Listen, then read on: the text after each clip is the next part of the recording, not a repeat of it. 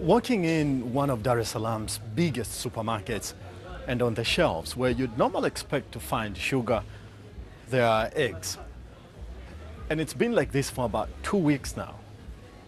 But even where sugar is available, rocketing prices have made it unaffordable. A couple of weeks ago, a kilo of sugar was sold at less than $1 per kilo, but now it's almost doubled. As a food vendor, the price rise has affected us very much. Most of my customers are used to paying 200 shillings for a cup of tea. When we tell them a cup of tea now costs 300 shillings, they refuse to buy tea.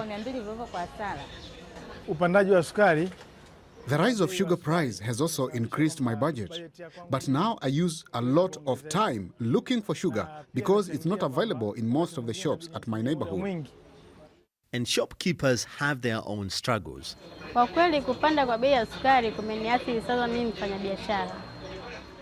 rise in the price of sugar has affected me too.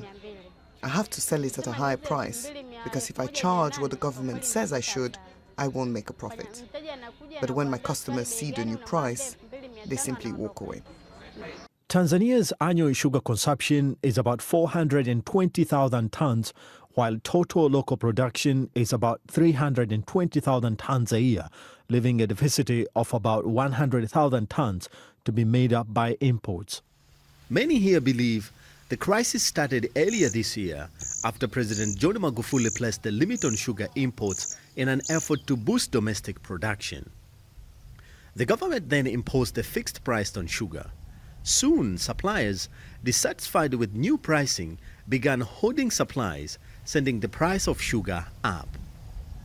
This sugarcane crop should be ready for harvest by November this year. Now, lately, big producers have been the target of politicians who accuse them of creating the ongoing crisis.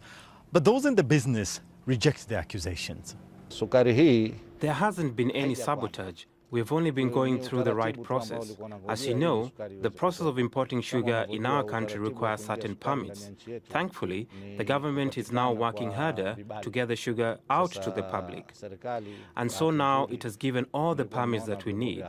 And we are working now to get this sugar to the public as soon as possible. Tanzania will remain dependent on sugar imports for the foreseeable future, and the prospects for the country's sugar industry are anything but sweet. Sammy, Awami, BBC News, Dar es Salaam, Tanzania.